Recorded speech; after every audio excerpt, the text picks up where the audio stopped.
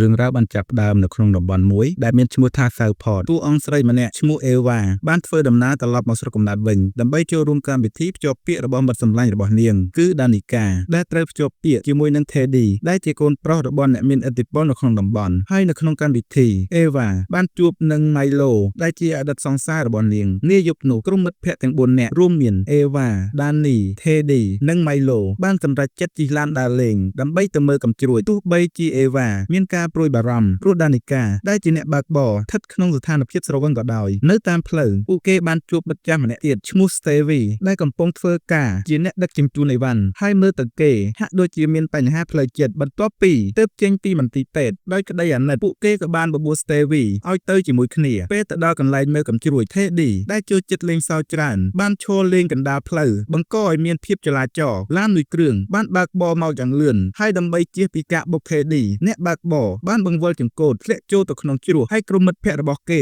បានព្យាយាមជួយប៉ុន្តែមិនសម្រេចឡាននោះបានរអិលធ្លាក់បាត់ទៅរួមជាមួយនឹងជីវិតអ្នកបើកបរម្នាក់នឹងផងដែរដោយមានការភ័យស្លន់ស្លោនិងក្រោមឥទ្ធិពលរបស់ Teddy ដែលបានអះអាងថាឪពុករបស់គេអាចបិទបាំងរឿងនេះបានពួកគេទាំងអស់គ្នាបានសម្រេចចិត្តលាក់បាំងការពិតហើយក៏បានចាក់ចេញពីកន្លែងកើតហេតុដោយមិនបានរាយការណ៍ទៅប៉ូលីសឡើយនេះគឺជាអាកំបាំងដ៏ខ្មៅងងឹតដែលពួកគេបានកប់ទុកមួយឆ្នាំក្រោយមក Eva បានត្រឡប់មកស្រុកកំណើតម្ដងទៀតដើម្បីចូលរួមពិធីខួបកំណើតរបស់ Danica ក្នុងពិធីនោះ Danica បានទទួលកាដូច្រើនប៉ុន្តែកាដូមួយដែលជាសម្បុត្របានធ្វើឲ្យនាងតក់ស្លុតយ៉ាងខ្លាំងនៅក្នុងសម្បុត្រនោះមានសរសេរថាខ្ញុំដឹងថាឯងបានធ្វើអ្វីកាលពីរដូវក្តៅឆ្នាំមុន Danica បានហៅក្រុមមិត្តភក្តិដែលដឹងរឿងនេះមកពិភាក្សាគ្នាពួកគេសង្ស័យថាវាអាចជាសម្បុត្ររបស់ Teddy ដែលបានខឹងនឹង Danica បន្ទាប់ពីនាងផ្ដាច់ពាក្យជាមួយនឹងគេហើយទៅតាក់ទងជាមួយគូដណ្ដឹងថ្មីរបស់នាងដែលមានឈ្មោះថាវ៉ាតក្រោយមកទើបពួកគេដឹងថាជនរងគ្រោះដែលបានស្លាប់នៅក្នុងឧបទ្ទវហេតុនោះគឺគេមានឈ្មោះថា Sam Coffey មិនយូរប៉ុន្មាន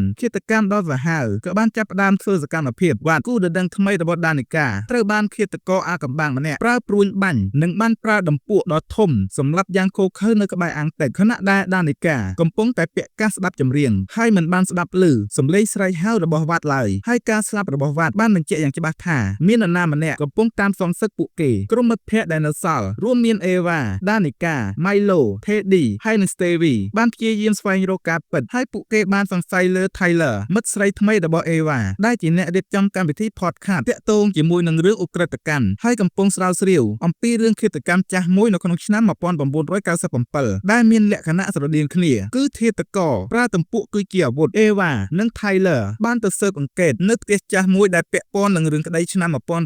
1997នៅទីនោះឃាតករអាកំបាំងក៏បានបង្ហាញខ្លួនហើយដេញតាមពួកគេ Eva បានតស៊ូហើយអាចចាក់ឃាតករឲ្យរងរបួសដៃប៉ុន្តែ Tyler មិនអាចក្តុតគេចផុតឡើយនាងត្រូវបានឃាតករសម្លាប់យ៉ាងប្រៃផ្សៃពេលនោះសពរបស់នាងត្រូវបានគេយកមកព្យួរហើយដោយភាពអស់សង្ឃឹម Eva បានទៅស្នើសុំការជួយពីអ្នកគ្រូ Julie James ដែលជាអ្នករស់រានមានជីវិតពីឃាតករនៅក្នុងឆ្នាំ1997អ្នកគ្រូ Julie បានប្រាប់ Eva ថាពួកគេត្រូវតែស្វែងរកឃាតករឲ្យឃើញមុនពេលដែលឃាតករមករកយើងមុនក្រុមមិត្តភក្តិដែលនៅសល់បានសហការជាមួយលោករ៉េប្រធានកន្លែងធ្វើការរបស់ Stevie ហើយគាត់ជាអតីតស្វាមីរបស់អ្នកគ្រូ Julie ហើយដើម្បីធ្វើការស៊ើបអង្កេតពួកគេបានរកឃើញថាឡានដែល Sam Coffey បើកនៅយប់ថ្ងៃកើតហេតុគឺជារបស់បុរសម្នាក់ឈ្មោះ Judah ដែលជាស្ថាបនិកនៃក្រុមអធិដ្ឋាននៅក្នុងទីក្រុងទន្ទឹមនឹងនេះឃាតករនៅតែបន្តការសម្លាប់ជាបន្តបន្ទាប់ហើយ Danica ត្រូវបានឃាតករដេញតាមសម្លាប់ប៉ុន្តែសំណាងល្អដែល Teddy មកជួយទាន់ពេលវេលាមិនយូរប៉ុន្មាន Milo ត្រូវឃាតករ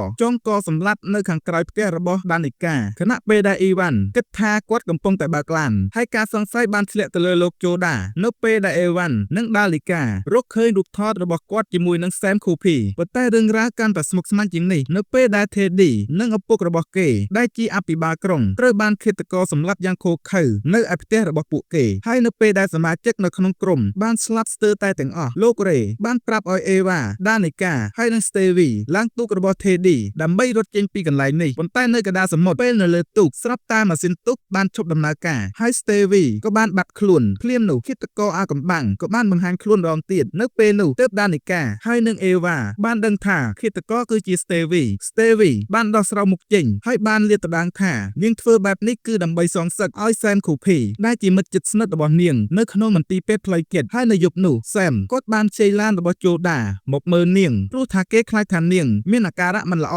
ប៉ុន្តែគេត្រូវមកស្លាប់ដោយសារតែការលេងសើចរបស់ Teddy និងការលាក់បាំងកំ កំហុសរបស់អ្នកគ្រប់គ្នា Stevie បានចាក់សម្លាប់ដានីកាហើយទម្លាក់ចូលទៅក្នុងទឹកពេលនោះលោករ៉េបានមកដល់ហើយបានក្បាំង Stevie មួយគ្រាប់ធ្លាក់ចូលទៅក្នុងទឹកដើម្បីជួយអេវ៉ានាងគិតថារឿងត្រូវចប់ហើយនាងក៏បានទៅសម្រាកនៅផ្ទះរបស់លោករ៉េហើយនៅពេលដែលកំពុងនិយាយគ្នាលេងនាងក៏បានសង្កេតឃើញមានរបួសដោយកំបិតនៅលើដៃលោករ៉េដែលវាជាស្លាកស្នាមដូចគ្នានៅពេលដែលនាងបានចាក់ទៅលើឃាតករនៅពេលដែលសម្លាប់ Tyler ពេលនោះទើបការពិតទាំងអស់ត្រូវបានលាតត្រដាងលោករ៉េគឺជាឃាតករម្នាក់ទៀតដែលសហការជាមួយ Stevie គាត់ធ្វើទៅដោយសារតែគាត់តូចចិត្តនឹងអ្នកទាំងអស់គ្នាដែលចង់បំភ្លេចអំពីឃាតកម្មកន្លងមកនិងដោយសារភាពអាណិតដល់ Stevie ដែលមានវាសនាដូចនឹងគាត់ដែលត្រូវមិត្តភ័ក្តិចាត់ទុកដូចជាសម្រាមលោករ៉េបានព្យាយាមសម្លាប់អេវ៉ាដើម្បីបំបិតមាត់នាងហើយការប្រយុទ្ធដ៏សាហាវក៏បានកើតឡើងតែសំណាងល្អអ្នកគ្រូ Julie James បានមកដល់ទាន់ពេលវេលាពេលនោះដែរលោករ៉េចង់សម្លាប់អ្នកគ្រូ Julie ប៉ុន្តែអេវ៉ានាងបានប្រើកំភ្លើងបាញ់ព្រួញ